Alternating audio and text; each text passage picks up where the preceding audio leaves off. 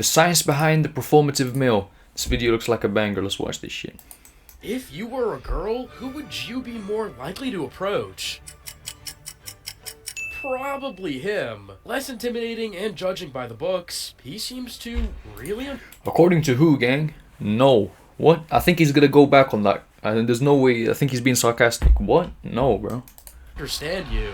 And that's how the performative male was born. Men started to use feminine energy and looks to make themselves more approachable to women, but things went bad real quick. As more guys tried this trick, people started to notice the fakeness behind it. Oh, hell no, gang.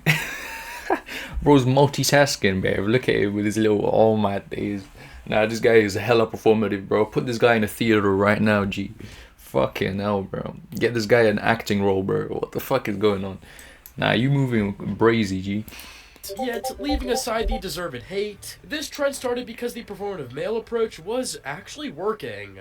Partially working, at least. In 1977, Pierre Bourdieu came up with a term called cultural capital. He discovered that social status isn't determined entirely by your looks or money, but also by the way you speak, the things you own, and your place within social circles. Performative males use cultural capital to gain admiration. So let's take a look at what they got wrong and what they get right. Number 1. Embodied capital. That's who you are. Now, the first thing people notice about who you are is your energy. And this is the first flaw of the performative male. They use feminine energy, which comes from the way they move. Bro, is it just matcha? Because that's all I'm seeing right now. Is being a performative guy just drinking matcha? Bro, like, that's part of it for sure, bro. I think being a performative guy is just trying to appeal to women, bro. Just trying to appeal to women, like, more in a friendly way. Because, like, zesty people are less dangerous, so they're more approachable. But at the same time, what they get wrong is being approachable doesn't mean she's gonna like you, bro. Doesn't mean she wants to sleep with you. That's the truth, bro. That's the honest truth. If you're more approachable, I mean, if you're in a dress, you're probably more approachable than if you were in a leather jacket. But who's she more likely to sleep with, bro? Like, let's keep it a buck, G. Like, yeah, but it's female attention, bro. It's like you're so desperate, G, with your little matches, I swear. Stand. Yet studies show that women are generally attracted to more masculine men because they signal stronger genes and competitive behavior. But there's a catch. Masculine men are also associated with aggression and less parental investment. Thus, every woman will subconsciously make a risk versus reward analysis before getting involved with a man. Why did you need to know that? According to this recent study by Jordan Foster, most of the performative males are already attractive with masculine features and come from the middle or upper class. So they signal both good genes and a lower risk of aggression. Bro, I love the way we're talking about them like they're a different species of humans, bro. We're talking about them like they're caged up animals, bro. Like they're zoo creatures. They're performative males.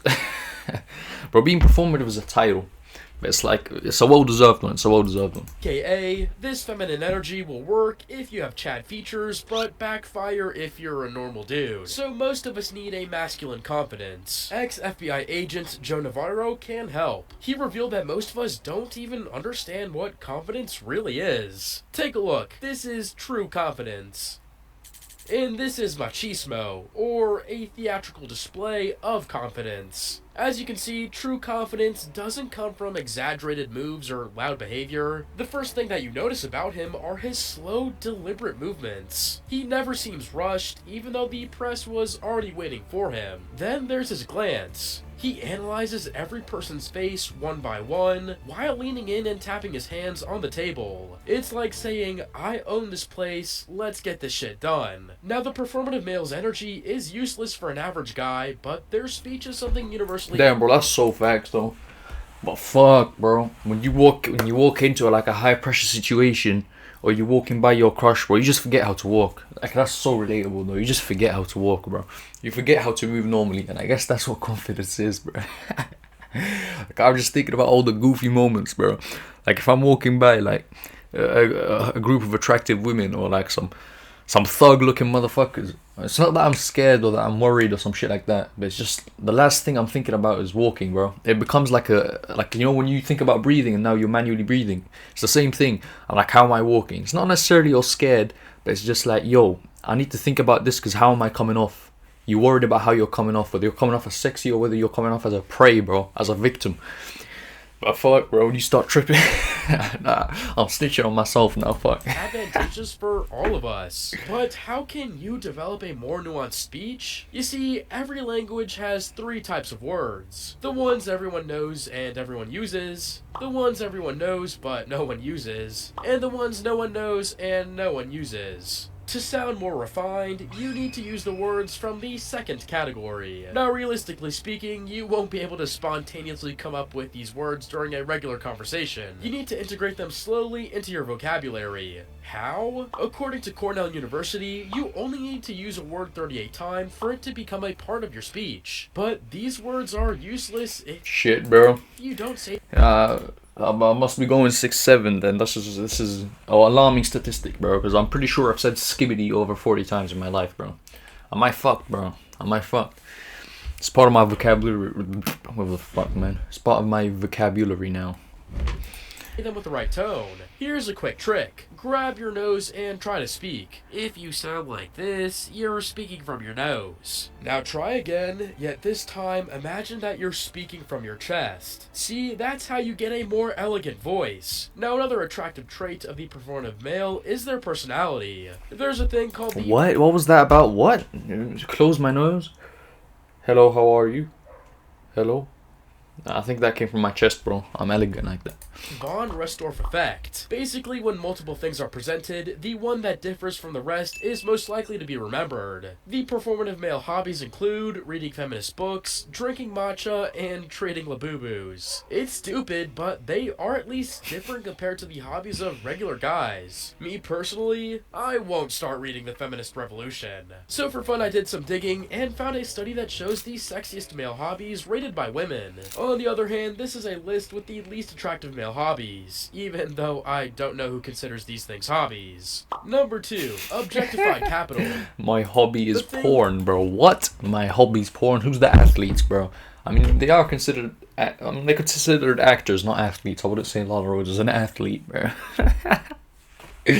You own. In the Cult of Macintosh, it's revealed that people don't just buy objects for their functionality, but as extensions of their personality. Performative males buy all those items to signal that they are in touch with their feminine nature. A bunch of researchers discovered an exponential growth in the men's jewelry market, especially in departments like rings, earrings, and necklaces. But you see, this is where the performative males make another mistake. Trying too much to show off a personal quality makes you less trustworthy and less likable. That's why those self-improvement gurus seem so fake. So what should you do? Be like a song. A song first catches your attention based on the way it sounds. You like it, so you save it for later. But after 2 or 3 listens, you start to pay attention to the lyrics. Yeah, gang, what? Yo, NLE went on a weird-ass streak of making weird-ass songs, bro. What was that called? You start to Kamala? What the fuck? Ain't gonna say too much when yeah, brazy. lyrics. You relate to the lyrics a lot, so you look into the album, you learn what the artist was going through, and you fall in love with that song. Compared to how performative males expose their entire personality all of a sudden, you should let the other person get to know you little by little, keeping a subtle aura of mystery. Number 3, institutionalized... I wouldn't say that. I'd say just attention seeking, bro. It's attention seeking behavior. It's desperate behavior, bro. Reading 2 books at a time. With the little bag, with the tote bag, and fucking bro, you're just weird, bro. You're just weird. You're attention seeking. You're desperate. Capital, the official recognition you have. Now this is where most performative males really fail. Most of them, baristas, art students, they don't have any big social recognition. But how can you obtain that? To find this answer, we need to look into evolutionary psychology. For most of our time on Earth, we lived in small tribes, so we were programmed to have a maximum number of 150 meaningful relationships. But although society evolved, our subconscious didn't. How would you react with the people around you if you knew that you were going to see them over and over again? You would start being helpful and nice. By doing that, you become indispensable and gain social recognition. Bro, if we still lived back in those times, I would be on top, bro. I would be on top, bro. I'd be the apex, bro, of my life, bro. I'd be the tribal leader, bro. That would actually be me, bro, just hunting down mammoths. slaying bare people, bro. Hell yeah, that would be me. I'd be so cold. But it's easier said than done. To be helpful to others, you need to be skillful, and those skills come from your intelligence. Fortunately for you, I know the video that explains all 3 types of intelligence. W fucking channel, bro. I'm gonna subscribe. Zoomology. W channel, bro. Subscribe to me as well. I'm trying to get monetized, but W video. W video. If you have any suggestions, just put them in the Discord and subscribe. I'm trying to get monetized, man. See ya, boys.